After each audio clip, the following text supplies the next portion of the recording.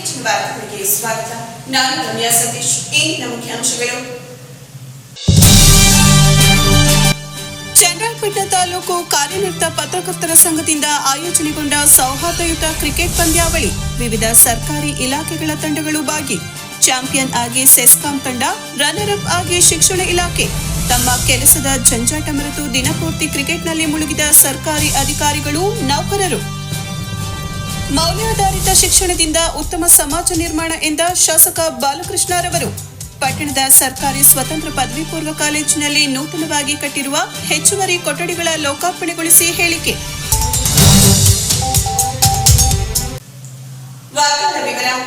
ಚನ್ನರಾಯಪಟ್ಟಣ ತಾಲೂಕು ಕಾರ್ಯನಿರತ ಪತ್ರಕರ್ತರ ಸಂಘವು ಪ್ರತಿ ವರ್ಷ ಆಯೋಜನೆ ಮಾಡುವ ವಿವಿಧ ಸರ್ಕಾರಿ ಇಲಾಖೆಗಳ ತಂಡಗಳ ನಡುವಿನ ಸೌಹಾರ್ದಯುತ ಕ್ರಿಕೆಟ್ ಪಂದ್ಯಾವಳಿಯು 11 ವಿವಿಧ ಇಲಾಖೆಗಳ ತಂಡಗಳೊಂದಿಗೆ ಪಟ್ಟಣದ ತಾಲೂಕು ಕ್ರೀಡಾಂಗಣದಲ್ಲಿ ಭಾನುವಾರದಂದು ಅತ್ಯಂತ ವಿಜೃಂಭಣೆಯಿಂದ ನಡೆದು ಅಭೂತಪೂರ್ವ ಯಶಸ್ಸು ಕಂಡಿತು.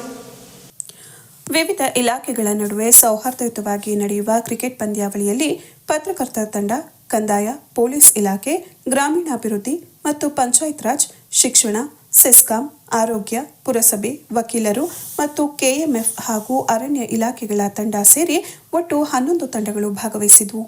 ಬೆಳಗ್ಗೆ 7:30 ಗಂಟೆಗೆ ಎಲ್ಲ ತಂಡಗಳ ನಾಯಕರ ಸಮ್ಮುಖದಲ್ಲಿ ಟಾಸ್ ಹಾಕಿ ನಂತರ ಆರಂಭಿಕ ಪಂದ್ಯವು ಆರೋಗ್ಯ ಇಲಾಖೆ ತಂಡ ಹಾಗೂ ಕೆಎಂಎಫ್ ತಂಡಗಳ ನಡುವೆ ನಡೆಯುವ ಮೂಲಕ ಟೂರ್ನಿ ಆರಂಭ ಪಡೆಯಿತು. ಈ ವೇಳೆ ಟೂರ್ನಿಗೆ ಶುಭ ಕೋರಲು ಆಗಮಿಸಿದ ಕ್ಷೇತ್ರದ ಶಾಸಕ ಸಿಎನ್ ಬಾಲಕೃಷ್ಣರವರು ಎರಡನೇ ಪಂದ್ಯವಾದ ವಕೀಲರ ಸಂಘ ಮತ್ತು ಅರಣ್ಯ ಇಲಾಖೆ ತಂಡಗಳಿಗೆ ಶುಭ ಕೋರಿ ತಾವು ಬ್ಯಾಟ್ ಬೀಸುವ ಮೂಲಕ ಚಾಲನೆ ನೀಡಿದರು. ಈ ವೇಳೆ ಮಾತನಾಡಿದ ಅವರು, ಪತ್ರಕರ್ತರ ಸಂಘವು ಪ್ರತಿ ವರ್ಷ 10 ಸರ್ಕಾರಿ ಇಲಾಖೆಗಳನ್ನು ಸೇರಿಸಿಕೊಂಡು ನಡೆಸುತ್ತಾ ಬಂದಿರುವ ಕ್ರಿಕೆಟ್ ಪಂದ್ಯಾವಳಿ ಇಡೀ ಜಿಲ್ಲೆಗೆ ಮಾದರಿಯಾಗಿದೆ. ಪ್ರತಿದಿನ ತಮ್ಮ ಕೆಲಸದ ಜಂಜಾಟದಲ್ಲೇ ಮುಳುಗುವ ಸರ್ಕಾರಿ ನೌಕರರು ಒಂದು ದಿನ ಇಂತಹ ಕ್ರೀಡಾಕೂಟದಲ್ಲಿ ಭಾಗಿಯಾಗಿ ಮಾನಸಿಕ ಒತ್ತಡವನ್ನು ನಿವಾರಣೆ ಮಾಡಿಕೊಳ್ಳಲು ಸಾಧ್ಯವೆಂದರು. ಇದರೊಂದಿಗೆ ನೌಕರರು ತಮ್ಮ ಸುಸ್ಥಿರ ಆರೋಗ್ಯಕ್ಕಾಗಿ ಪ್ರತಿದಿನ ವ್ಯಾಯಾಮ, ಯೋಗ, ಜಿಮ್ಗಳಿಗೆ ಹೋಗುವ ಅಭ್ಯಾಸ ರೂಢಿಸಿಕೊಳ್ಬೇಕೆಂದರು. ಎಲ್ಲ ಇಲಾಖೆಗಳ ತಂಡದ ಆತ್ಮೀಯರ, ಆರೋಗ್ಯ ಇಲಾಖೆ ಆತ್ಮೀಯ ಬಂಧುಗಳೇ, ಪುರಸಭೆನೂ ಸೇರ್ಕೊಂಡಂತೆ ಶಿಕ್ಷಣ ಇಲಾಖೆ ಆಯ್ತು, ಓಕೆ, 10 ಇಲಾಖೆಗಳ ಕ್ರೀಡಾಪಟುಗಳೇ, ಇವತ್ತು ನಮ್ಮ ದಯಾನಂದ ಅವರ ಅಧ್ಯಕ್ಷತೆಯಲ್ಲಿ ನಮ್ಮ ತಾಲೂಕಿನ ಪತ್ರಕರ್ತರ ಸಂಘದ ಎಲ್ಲ ಪದಾಧಿಕಾರಿಗಳು ಹಾಗೂ ಸದಸ್ಯರುಗಳ ನೇತೃತ್ವದಲ್ಲಿ ಈ ಒಂದು ಪಂದ್ಯಾವಳಿ ಪ್ರತಿ ವರ್ಷದಂತೆ ಈ ವರ್ಷ ತುಂಬ ಚೆನ್ನಾಗಿ ಆಯೋಜನೆಗೊಂಡಿದೆ. ಈ ಸಂದರ್ಭದಲ್ಲಿ ಅವರಿಗೆಲ್ಲ ಅಭಿನಂದನೆಗಳನ್ನು ಸಲ್ಲಿಸಲಿಕ್ಕೆ ಬಯಸ್ತೇನೆ. ಆಯಾ ಕಾಲಘಟ್ಟಗಳಲ್ಲಿ ನಮ್ಮ ಪತ್ರಕರ್ತರ ಸಂಘ ಪ್ರತಿ ವರ್ಷವೂ ಕೂಡ ಪದಾಧಿಕಾರಿಗಳ ನೇತೃತ್ವದಲ್ಲಿ ಕಾರ್ಯಕ್ರಮವನ್ನು ಆಯೋಜನೆ ಮಾಡಿರುವ ಸ್ವಾಗತಾರ್ಹ ವಿಚಾರ. ಏಕೆಂದರೆ ನಮ್ಮ ದಯಾನಂದ ಹೇಳಿದಂಗೆ ಬಿಡಿವಿಲ್ಲದ ಒಂದು ಜಂಜಾಟದ ನಡುವೆ ಈ ಕ್ರೀಡಾಸಕ್ತಿಯನ್ನು ಇಟ್ಕೊಂಡು ಕ್ರೀಡೆಗಳಿಗೆ ಒಂದು ಪ್ರಿಯಾರಿಟಿನ ನೀಡಿದರೆ ಮನಸ್ಸು ಕೂಡ ಒಂದು ಉಲ್ಲಾಸ ಆಗುತ್ತೆ ಅಂತಕ್ಕಂಥ ದೃಷ್ಟಿನಲ್ಲಿ ಅವಕಾಶ ಆಗಿದೆ. ಏಕೆಂದರೆ ನಾವು ಅಧಿಕಾರಿಗಳಿರ್ಬೋದು, ಪತ್ರಕರ್ತರಿರ್ಬೋದು, ಎಲ್ಲ ಒಂದು ಸ್ನೇಹ ಸಂಬಂಧಗಳ ಕೊಂಡಿಯಾಗಿ ನಡಿಬೇಕು ಅನ್ನೋದು ಇದರ ಉದ್ದೇಶ. ಬಾರ್ ಕೌನ್ಸಿಲ್ಸ್ ಚೇರ್ಮನ್ ನಮ್ಮ ಹರೀಶ್ ಅಣ್ಣನೂ ಕೂಡ ಇದ್ರ ಕೂತ್ಕೊಳ್ಳಿ. ಏಕೆಂದರೆ ರಾಜ್ಯಗಳ ನಡುವೆ, ರಾಷ್ಟ್ರಗಳ ನಡುವೆ ಆರ್ಥಿಕ ಸಂಬಂಧಗಳನ್ನು, ರಾಜಕೀಯ ಸಂಬಂಧಗಳನ್ನು, ಸಾಮಾಜಿಕ ಸಂಬಂಧಗಳನ್ನು ಬೆಸೀತಕ್ಕಂಥದ್ದು ಕ್ರೀಡೆಗಳು ವಿಶೇಷವಾಗಿ. ಏಕೆಂದರೆ ಇವತ್ತು ನೋಡಿ, ನಾವು ಬಾಂಗ್ಲಾನೋ ಪಾಕಿಸ್ತಾನನೋ ಇವತ್ತು ರಾಜಕೀಯ ವಿರಸ ಇದ್ದು ನಾವು ದೂರ ಇರುವಂಥ ಸನ್ನಿವೇಶಗಳಾಗಿದೆ. ಆದರೂ ಕೂಡ ನಮ್ಮ ದೇಶ ಇವತ್ತು ಏನು IPL ಕ್ರೀಡೆಗೆ ಅವ್ರನ್ನ ಆಹ್ವಾನಿಸಿದ್ದೀವಿ.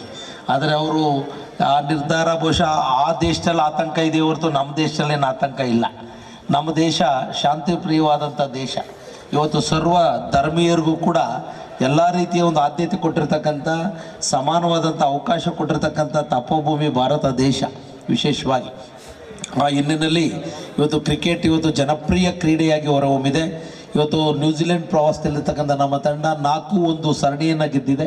ಈ ವೇದಿಕೆ ಮೂಲಕ ಅವ್ರಿಗೆ ಅಭಿನಂದನೆಗಳನ್ನು ಸಲ್ಲಿಸ್ತೇನೆ. ನಾನು ಈ ಸಂದರ್ಭದಲ್ಲಿ ನಮ್ಮ ಅಧಿಕಾರಿಗಳು, ನೌಕರ ವರ್ಗದವ್ರಿಗೆ ವಿನಂತಿ ಮಾಡ್ತಕ್ಕಂಥದ್ದು, ದಿನದ ಬೆಳಗ್ಗೆ 9 ಗಂಟೆಯಿಂದ ಸಂಜೆ 5-6 ಗಂಟೆಗಳು ನಿಮ್ಮ ಕರ್ತವ್ಯದಲ್ಲಿ ನಿರತರಾಗಿರ್ತೀರಿ. ನಿಮಗೋಸ್ಕರ, ನಿಮ್ಮ ಗುಣಮಟ್ಟದ ಸೇವೆ ಜನಕ್ಕೆ ಸಿಗೋಸ್ಕೋಸ್ಕರ 1 ಗಂಟೆನಾದರೂ ಕೂಡ ಫ್ರೀ ಮಾಡ್ಕೊಂಡು ಯೋಗ, ಅದೇ ರೀತಿ ಎಕ್ಸಸೈಜ್ಗೆ ಆದ್ಯತೆಯನ್ನು ಕೊಡಬೇಕು ಅಂತ ನಾನು ಮನವಿಯನ್ನು ಮಾಡ್ತೇನೆ. ಇತ್ತೀಚಿನ ದಿನಗಳಲ್ಲಿ ಅತಿ ಕಡಿಮೆ ವಯಸ್ಸಿಗೆ ಮಧುಮೇಹ ಬರ್ತಾ ಇದೆ, ಬ್ಲಡ್ ಪ್ರೆಷರ್ ಬರ್ತಾ ಇದೆ. ಅದರಿಂದ ದೂರ ಉಳಿಬೇಕಾದ್ರೆ ಧ್ಯಾನ, ಯೋಗ, ಎಕ್ಸಸೈಜು ತುಂಬ ಅತ್ಯಗತ್ಯವಾಗಿ ಬೇಕಾಗಿದೆ. ಅದಕ್ಕೆ ಆದ್ಯತೆ ಕೊಡಬೇಕು. ಯಾಕಂದರೆ ಹುಟ್ಟಿದ ಮೇಲೆ ಹೋಗಲೇಬೇಕು. ಇರುವಂಥ ದಿನಗಳೆಲ್ಲರೂ ಇರೋ ತನಕ ಚೆನ್ನಾಗಿರ್ಬೇಕಾದ್ರೆ ಆರೋಗ್ಯ ಚೆನ್ನಾಗಿರಬೇಕು. ಆ ನಿಟ್ಟಿನಲ್ಲಿ ನಾವು ಹೆಚ್ಚಿನ ಗಮನವನ್ನು ಹರಿಸಬೇಕು ಅಂತ ಕೂಡ ನಾನು ಈ ಸಂದರ್ಭದಲ್ಲಿ ಹೇಳಿ, ಟೂರ್ನಿಗಾಗಿ ಪತ್ರಕರ್ತರ ತಂಡದ ಆಹ್ವಾನದ ಮೇರೆಗೆ ರಾಜ್ಯ ಕಾರ್ಯನಿರತ ಪತ್ರಕರ್ತರ ಸಂಘದ ಉಪಾಧ್ಯಕ್ಷ ಎಚ್.ಪಿ. ಮದನ್ ಗೌಡ, ಜಿಲ್ಲಾಧ್ಯಕ್ಷ ಜಿಆರ್ ಕೆಂಚೇಗೌಡ, ಮಾಜಿ ಅಧ್ಯಕ್ಷ ರವಿ ನಾಕಲಗೂಡು ಸೇರಿ ವಿವಿಧ ಕ್ಷೇತ್ರದ ಗಣ್ಯರಾದ medical Venkatesh, BCM Manjunath, CS Yuvaraj, KB Balu, Vinod Makan, Rajkumar evergreen, Vinayaka car ಚಾಲಕರ ಸಂಘದ ಅಧ್ಯಕ್ಷರು ನುಗ್ಗೇಹಳ್ಳಿ ಮಹೇಶ್ವರ ಶಿವಾಚಾರ್ಯ ಸ್ವಾಮೀಜಿ, ಬಿಒಎಚ್ಎನ್ ದೀಪ, ಬಿಆರ್ಸಿ ಅನಿಲ್ ಸೇರಿ ಹಲವರು ಆಗಮಿಸಿ ಶುಭ ಕೋರಿದರು. ನಂತರ ದಿನವಿಡೀ ವಿವಿಧ ಇಲಾಖೆಗಳ ನಡುವೆ ರಣರೋಚಕ ಪಂದ್ಯಗಳು ನಡೆದು ಆಟ ನೋಡಲೆಂದು ಆಗಮಿಸಿದ ಪ್ರೇಕ್ಷಕರಿಗೆ ಉತ್ತಮ ಮನರಂಜನೆ ಸಿಕ್ಕಿತು. ಮಧ್ಯಾಹ್ನ 3 ಗಂಟೆ ನಂತರ ಆರಂಭವಾದ ಸೆಮಿಫೈನಲ್ ಮತ್ತು ಫೈನಲ್ ಪಂದ್ಯಗಳು ಅತ್ಯಂತ ರೋಚಕತೆಯಿಂದ ಕೂಡಿದ್ವು. ಮಾಜಿ ಎಂಎಲ್ಸಿ ಎಂಎ ಗೋಪಾಲಸ್ವಾಮಿಯವರು ಸಂಜೆ ವೇಳೆಗೆ ಆಗಮಿಸಿ ಅಂತಿಮ ಫೈನಲ್ ಪಂದ್ಯವನ್ನು ವೀಕ್ಷಿಸಿದರು. ಫೈನಲ್ನಲ್ಲಿ ಎದುರಾಳಿಯಾಗಿದ್ದ ಶಿಕ್ಷಣ ಇಲಾಖೆ ಮತ್ತು ಸೆಸ್ಕಾಂ ತಂಡದ ಆಟಗಾರರನ್ನ ಪ್ರೋತ್ಸಾಹಿಸುವ ಸಲುವಾಗಿ, ಅವರಿಂದ ಉತ್ತಮ ಸ್ಕೋರ್ ಕಲೆ ಹಾಕುವ ಸಲುವಾಗಿ ಯಾವುದೇ ಆಟಗಾರ ಒಂದು ಸಿಕ್ಸರ್ ಸಿಡಿಸಿದರೆ 500 ರು ನಗದು ಬಹುಮಾನ ಘೋಷಿಸಿ ಆಟದ ಸೊಗಸನ್ನ ಆನಂದಿಸಿದರು. ಇವರಿಗೆ ಜೊತೆಯಾಗಿ ಯೋಜನಾ ಪ್ರಾಧಿಕಾರದ ಮಾಜಿ ಅಧ್ಯಕ್ಷ ಎಸಿ ಆನಂದ್ ಕುಮಾರ್, ನಿರ್ದೇಶಕ ಪ್ರವೀಣ್, ಮುಖಂಡರಾದ ಜೆಕೆ ಮಂಜು, ಟಗರು ರಘು, ವೈದ್ಯ ಸ್ಕೂಲ್ ಆಫ್ ನರ್ಸಿಂಗ್ ಕಾಲೇಜಿನ ಪ್ರಾಂಶುಪಾಲ ಅರುಣ್ ಕುಮಾರ್ ಇದ್ರು. ಯಾರೇ ಸಿಕ್ಸ್ ಹೊಡೆದ್ರು ಸಹ 1,000 ನಗದು.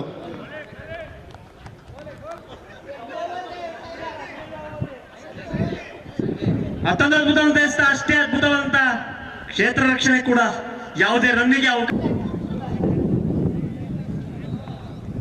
ಅದ್ಭುತವಂತ ಎಸೆತ, ಅಷ್ಟೇ ಅದ್ಭುತವಂತ ಹೊಡೆತ, ತನ್ಮೂಲಕ ಖಾತೆ ಅದ್ಭುತವಂತ ಎಸೆತ, ಅಷ್ಟೇ ಅದ್ಭುತವಂತ ಹೊಡೆತ ಕೂಡ ಬೌಂಡರಿ ಎತ್ತ ಚೆಂಡು. ಫೈನಲ್ ಪಂದ್ಯದಲ್ಲಿ ಶಿಕ್ಷಣ ಇಲಾಖೆಯ ತಂಡವನ್ನು ಮಣಿಸಿದ ಸೆಸ್ಕಾಂ ತಂಡವು 5 ವಿಕೆಟ್ಗಳ ರೋಚಕ ಗೆಲುವು ಸಾಧಿಸಿ ಟ್ರೋಫಿಯನ್ನು ತನ್ನದಾಗಿಸಿಕೊಂಡಿತು.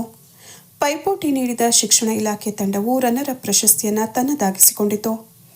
ಪ್ರತಿ ವರ್ಷ ಪ್ರಶಸ್ತಿ ಗೆಲ್ಲುವ ನೆಚ್ಚಿನ ತಂಡವಾಗಿದ್ದ ಪೊಲೀಸ್ ತಂಡವು ಸೆಮಿಫೈನಲ್ನಲ್ಲಿಯೇ ಶಿಕ್ಷಣ ಇಲಾಖೆ ಎದುರು ಸೋತು ತನ್ನ ಪ್ರಶಸ್ತಿ ಆಸೆಯನ್ನ ಕೈಚೆಲ್ಲಿತು. ಇತ್ತ ಸೆಸ್ಕಾಂ ತಂಡವು ಮತ್ತೊಂದು ಸೆಮಿಫೈನಲ್ನಲ್ಲಿ ಕಂದಾಯ ಇಲಾಖೆಯನ್ನ ಮಣಿಸಿ ಉತ್ತಮ ಪ್ರದರ್ಶನ ನೀಡುವ ಮೂಲಕ ಫೈನಲ್ಗೇರಿತು. ಫೈನಲ್ ಪಂದ್ಯದಲ್ಲಿ ಟಾಸ್ ಗೆದ್ದ ಶಿಕ್ಷಣ ಇಲಾಖೆ ತಂಡವು ಎದುರಾಳಿ ಸೆಸ್ಕಾಂ ತಂಡವನ್ನು ಬ್ಯಾಟಿಂಗ್ಗೆ ಆಹ್ವಾನಿಸಿ ಸೆಸ್ಕಾಂ ತಂಡವನ್ನು 6 ಓವರ್ಗಳಲ್ಲಿ 6 ವಿಕೆಟ್ ನಷ್ಟಕ್ಕೆ 49 ರನ್ಗಳಿಗೆ ಕಟ್ಟಿಹಾಕಲು ಯಶಸ್ವಿಯಾಗಿತ್ತು. ಇದನ್ನು ಬೆನ್ನತ್ತಿದ ಶಿಕ್ಷಣ ಇಲಾಖೆ ಉತ್ತಮ ಹೋರಾಟ ನಡೆಸಿ 4 ವಿಕೆಟ್ ನಷ್ಟಕ್ಕೆ 44 ರನ್ ಗಳಿಸುವಷ್ಟರಲ್ಲೇ ಓವರ್ಗಳನ್ನು ಮುಗಿಸಿ ಸೋಲೊಪ್ಪಿಕೊಂಡಿತು. ಗೆಲುವಿನ ನಗೆ ಬೀರಿದ ಸೆಸ್ಕಾಂ ತಂಡವು ಟ್ರೋಫಿಯನ್ನು ತನ್ನದಾಗಿಸಿಕೊಂಡಿತು. ಸೆಸ್ಕಾಂ ತಂಡದ ಇಮ್ರಾನ್ ಪಂದ್ಯ ಶ್ರೇಷ್ಠ ಪ್ರಶಸ್ತಿ ಪಡೆದರೆ, ಶಿಕ್ಷಣ ಇಲಾಖೆ ತಂಡದ ತೇಜಸ್ ಮೂರ್ತಿ ಸರಣಿ ಶ್ರೇಷ್ಠ ಆಟಗಾರ ಪ್ರಶಸ್ತಿ ಪಡೆಯುವುದರ ಜೊತೆಗೆ ಸರಣಿ ಶ್ರೇಷ್ಠ ಬ್ಯಾಟ್ಸ್ಮನ್ ಪ್ರಶಸ್ತಿ ಪಡೆದರು. ಸೆಸ್ಕಾಂ ತಂಡದ ಸಿಕೆ ರಘು ಉತ್ತಮ ಬೌಲರ್ ಆಗಿ ವೈಯಕ್ತಿಕ ಟ್ರೋಫಿ ಪಡೆದರೆ, ಸೆಸ್ಕಾಂ ತಂಡದ ನಾಯಕ ಸಹಾಯಕ ಇಂಜಿನಿಯರ್ ಹರೀಶ್ ಗೋಪಾಲಸ್ವಾಮಿಯವರಿಂದ ಟ್ರೋಫಿ ಸ್ವೀಕರಿಸಿದರು.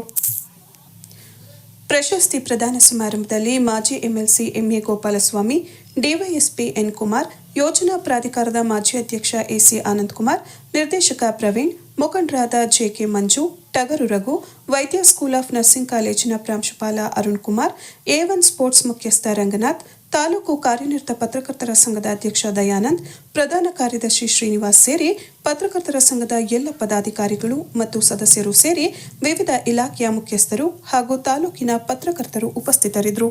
ಸರ್ಕಾರಿ ನೌಕರರು ಇದ್ದಾರೆ, 10 ಇಲಾಖೆಗಳಿಂದ ಸೇರಿ ಇವತ್ತು ಎಲ್ಲರೂ ಕೂಡ ಇಂಡಿವಿಜುವಲ್ ಟೀಮ್ಸ್ ಮಾಡಿ ಕಾರ್ಯಕ್ರಮವನ್ನು ಮಾಡ್ತಾ ಇದ್ದೀರಾ. ನಿಮ್ಮೆಲ್ಲರೂ ಕೂಡ ಶುಭವನ್ನ ಕೋರಿ, ಈಗಾಗಲೇ ಪೊಲೀಸ್ ಇಲಾಖೆ ಮತ್ತು ಶಿಕ್ಷಣ ಇಲಾಖೆ ಆಟ ತುಂಬ ಚೆನ್ನಾಗಿತ್ತು.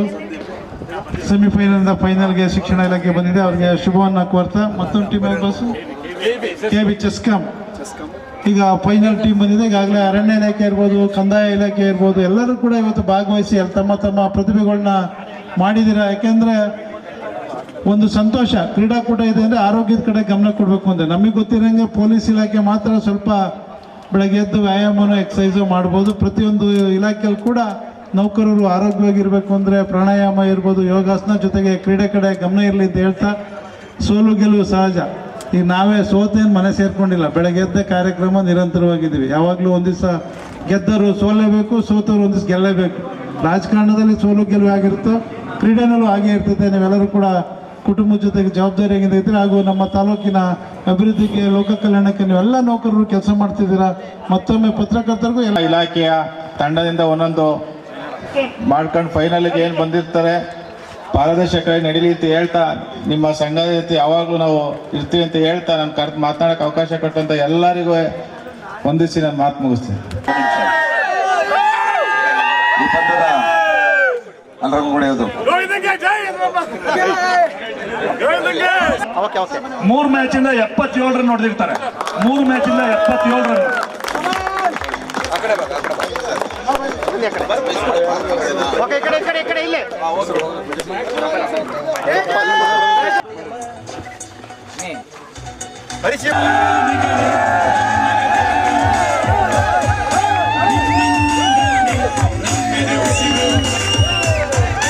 ಅಭಿಮಾನಿಗಳೇ ನಮ್ಮನ ದೇವರು, ನಿಮ್ಮಿಂದಲೇ ನಮ್ಮೆದ ಉಸಿರು.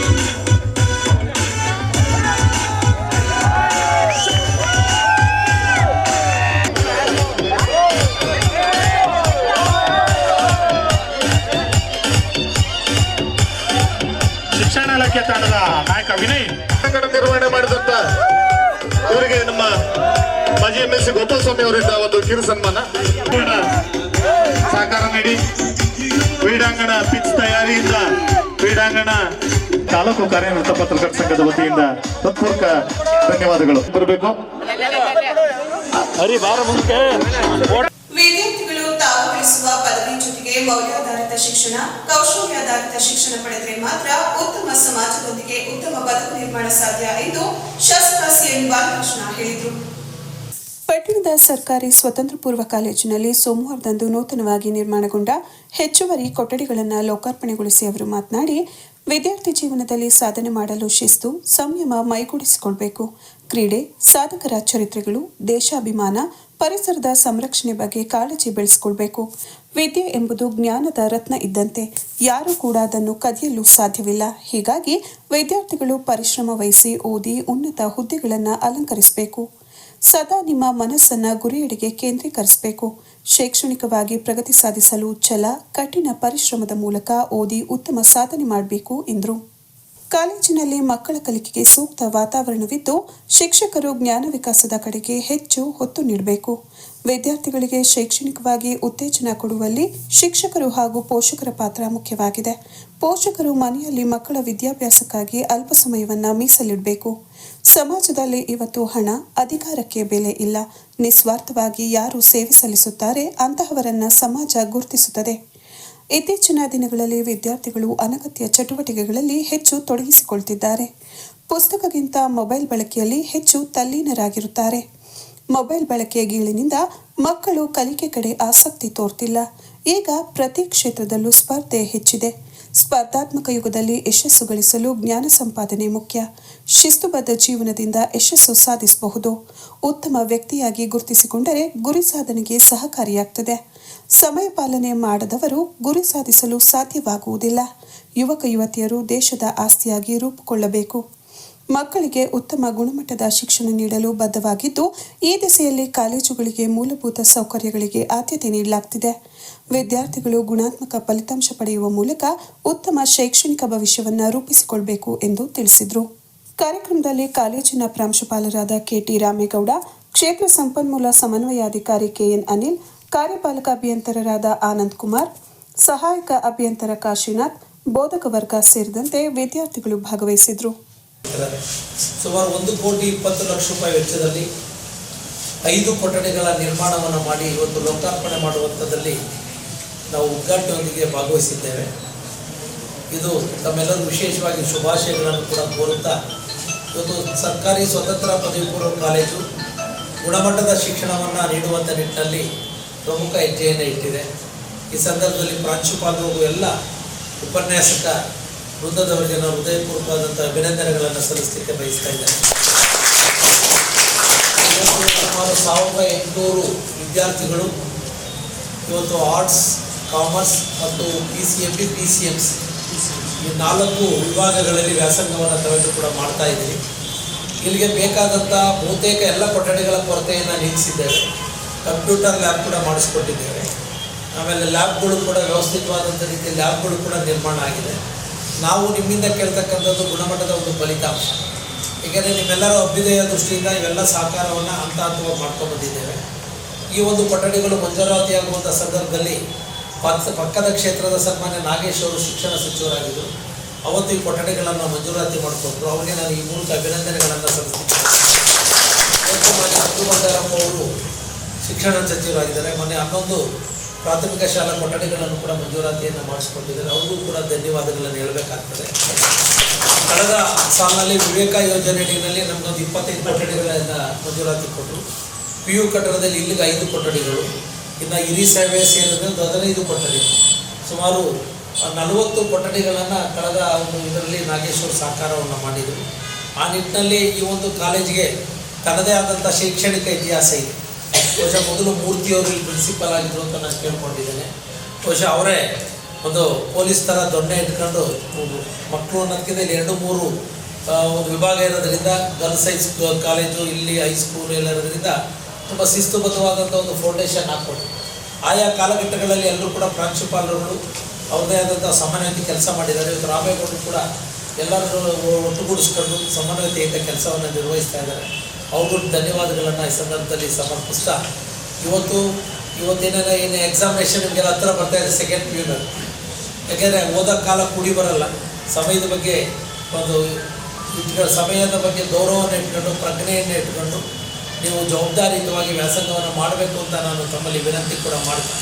ಇವತ್ತು ನಮ್ಮ ಕೋಯೆಡ್ PU ಕಾಲೇಜು ಯಾವುದೇ ಖಾಸಗಿ ಕಾಲೇಜಿಗಿಂತ ಯಾವುದೇ ಕಡಿಮೆ ಇಲ್ಲ.